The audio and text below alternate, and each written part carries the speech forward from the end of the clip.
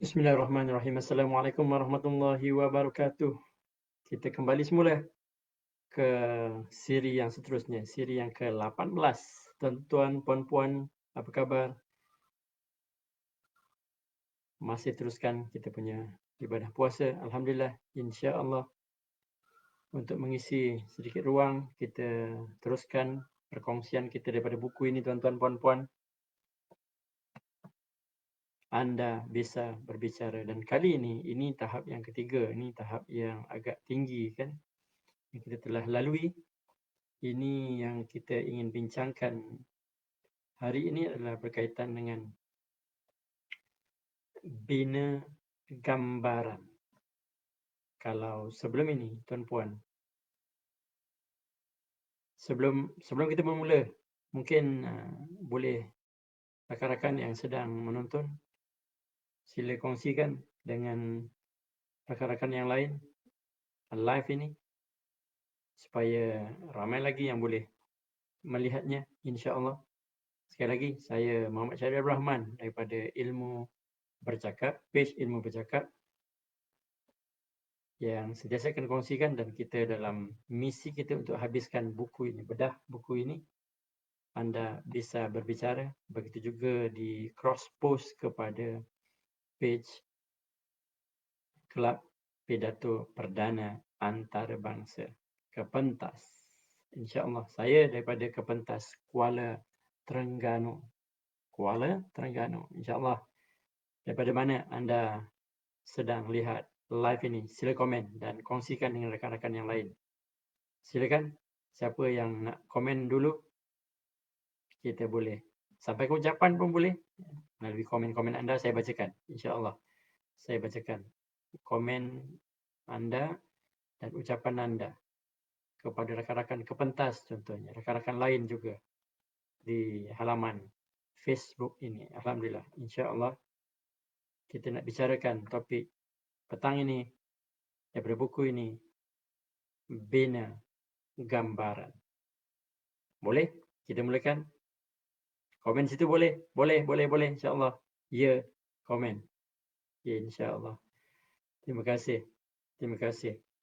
Okey, kalau kita ingat lagi, kalau kita masih ingat pada siri yang sebelum ini, pada tahap 1, tahap 2, kita menggunakan suara dan juga kita gunakan gerakan tangan untuk menggambarkan sesuatu. Kita gunakan gambaran ataupun gerakan tangan ini untuk menyatakan sesuatu itu kecil ataupun besar kan. Kita gunakan seluruhnya untuk memberikan gambaran. Dalam topik ini secara spesifik, terima kasih kerana sudi share. Ada seorang yang dah share kat situ. Terima kasih tuan, puan. Jadi, selain bertangan, kita gunakan lagi apa? Kita ingin bincangkan. Okey, boleh catat. Apa perkataan yang betul? Catat ataupun catat, tulis. Perkara-perkara yang kita boleh gunakan sebagai membina suatu gambaran kepada pendengar yang sedang mendengarkannya. Boleh? Okey, kita mulakan. Yang pertama adalah kita menggunakan perkataan-perkataan bersifat deskriptif. Apa ya? Kita bagi contoh. Contoh deskriptif. Contoh kat sini, kalau selain daripada kita hanya menggunakan contoh kat sini diberikan seorang gadis. Describe ataupun deskriptifkan lagi ayat itu menjadi seorang gadis yang muda, ceria dan cantik. Dipanjangkan lagi. Jadi orang dapat menggambarkan lebih lagi kan, seorang tua yang berumur sekian-sekian, rambutnya beruban. Kita ceritakan lebih lagi, describe, lebih deskriptif itu perkataan. Kalau contoh lain daripada buku ini, sebuah rumah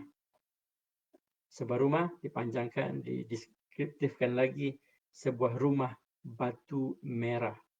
Jadi kita sebagai pendengar ni akan dapat menggambarkan, okey, rumah batu merah besar dan sebagainya lah, rumah besar. Kita boleh mainkan lagi ayat-ayat lain, describe ataupun deskriptif. Itu adalah yang pertama. Tuan-puan boleh catat. Terima kasih. Okey. Yang kedua. Kita pergi yang kedua daripada buku ini adalah menyediakan lebih butiran. Oh, lebih kurang sama macam tadi. Lebih butiran, butiran-butiran yang lebih lagi. Seperti mana contohnya, kembali kepada contoh gadis di atas tadi kan, yang kita dah bincang tadi.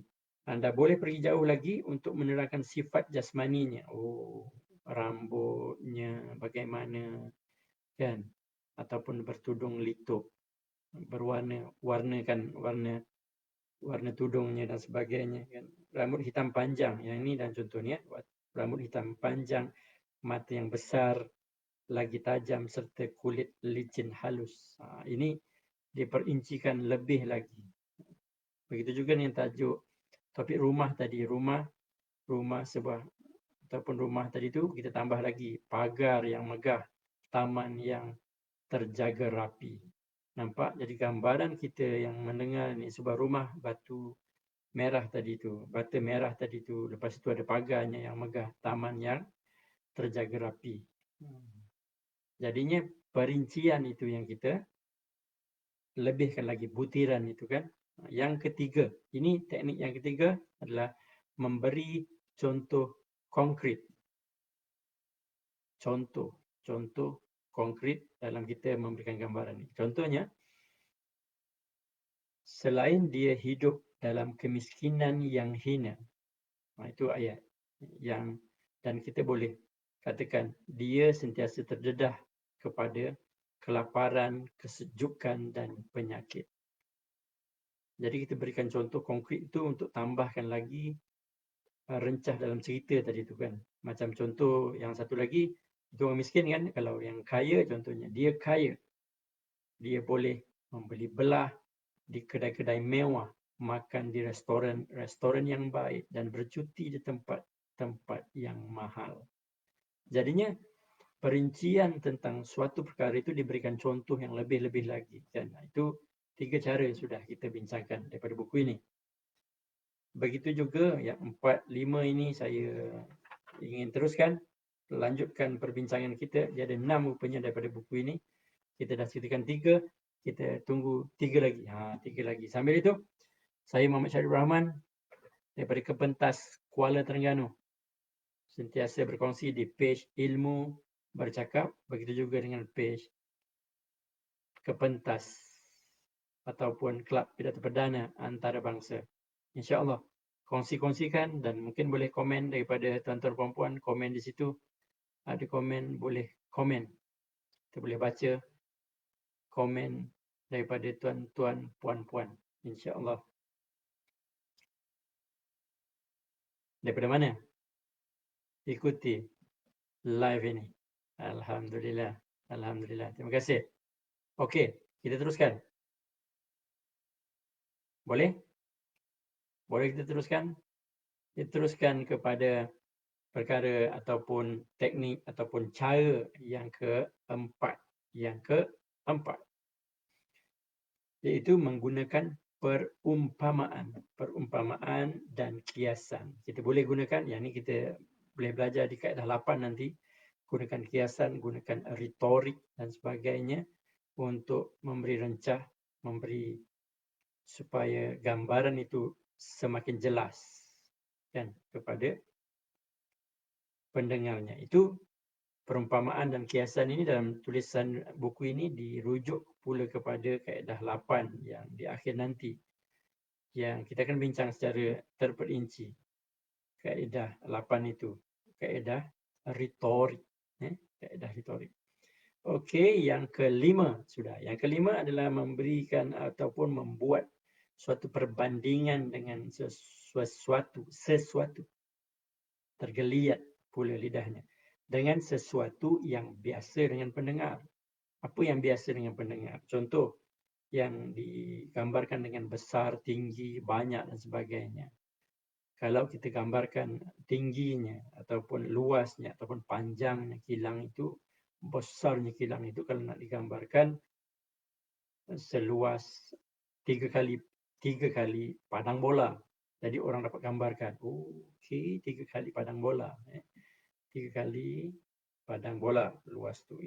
Ataupun contoh kalau nak cakap dengan orang luar, kata dia bercakap dengan orang Perancis yang kenal Eiffel Tower. Kita kata kalau di Kuala Lumpur kita ada satu menara Petronas yang setinggi sekian-sekian 452 meter. Ianya adalah 1/5 ketinggian Eiffel Tower. Jadi perbandingan-perbandingan yang sebegini memudahkan orang dapat gambar, oh luas padangnya setinggi ini. Kalau macam contohnya luas suatu negara, bandar ataupun orang, kalau berbarislah 2 juta orang ni, daripada mana sampai ke mana contohnya kan. Perbandingan yang kita dekat di hati pendengar, lebih mudah pendengar dapat buat suatu gambaran, oh tingginya, oh setinggi ini rupanya.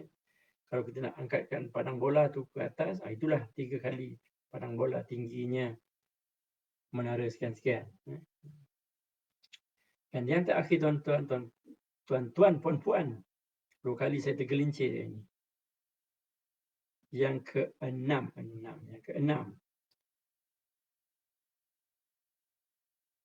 Menukar nombor yang kabur kepada benda yang konkret. Wah, panjang lebar ni. Panjang lebar, tukar benda yang kabur kepada yang konkret. Contoh terbaik yang dijumpa daripada penulisan buku ini, dikata daripada Public Speaking for Success oleh Dale Carnegie. Okey. Ia memberi contoh yang kabur itu, contohnya mengenai nilai kuasa kuda yang mungkin dibazirkan oleh air terjun Niagara. Sebenarnya contoh yang diberikan tidak sahaja menukar nilai kuasa kuda kepada barangan konkret, ia lebih memberikan gambaran dramatik seolah-olah pelbagai barangan dibiarkan jatuh begitu sahaja daripada air terjun. Gambaran yang sebegini cukup memberikan, akan mencipta satu daya khayal ataupun daya cipta khayalan kepada yang mendengar kan. Menarik. Alhamdulillah. Kita dah bincangkan itu sedikit, ada lagi yang dibincangkan dalam buku ini, saya tak nak teruskan. Saya dah kongsikan 6. 1, 2, 3, 4, 5 dan 6. 6 kaedah cara bagaimana kita ingin lakukan suatu pembinaan gambaran kepada pendengar. Kita ulang sedikit sebagai rumusan, kita ulang sedikit. Yang pertama adalah kita berikan sedikit ataupun perkataan-perkataan deskriptif kepada satu objek. Lepas itu kita lebihkan huraiannya, lebihkan lagi penciriannya ataupun lebihkan lagi dia punya butiran-butirannya. Itu yang kedua. Yang ketiga adalah memberikan contoh konkret, contoh yang menambahkan lagi. Menggunakan perumpamaan ataupun kiasan, itu yang keempat. Yang kelima, buat perbandingan dengan sesuatu yang dekat dengan audiens ataupun dekat dengan pendengar. Dan yang keenam adalah tukar nombor-nombor yang kabur, yang tak nampak di kuasa kuda contohnya yang diberikan tadi, kepada benda yang konkret. Dipercontohkan juga kepada benda-benda lain. Dia seperti buat perbandingan yang perkara yang kelima tadi kan. Alhamdulillah, itu yang keenam. Maka tuan-tuan perempuan, 13 minit, 14 minit, saya sekali lagi Muhammad Syariful Rahman daripada Kepentas, daripada page Ilmu Bercakap juga, yang akan terus berkongsi, berikan sokongan untuk kongsikan live ini kepada rakan-rakan yang lain untuk kita habiskan 24 siri. Saya akan habiskan 24 siri tuan-tuan perempuan. Continue, anda boleh lihat semula pada page Ilmu Bercakap itu, daripada siri 1 sampailah ke siri 24 untuk kita sama-sama belajar sepenuhnya daripada buku ini. Dan cara yang paling baik sebenarnya bukan semata-mata melihat ataupun mendengar live ini, tetapi adalah sertai kami dan juga latih di Kelab Pidato Perdana bersama-sama, sebab kita ada platform yang sangat baik untuk kita berlatih secara fizikal. Kita ada kawan-kawan, sahabat-sahabat yang sentiasa ingin tingkatkan kemahiran pengucapan awam mereka. Saya belajar, anda belajar, saya kongsi terus dan anda juga akan terus berkongsi, tingkatkan pastinya perkongsian anda lebih baik daripada apa yang saya lakukan, insya-Allah. Selamat berbuka.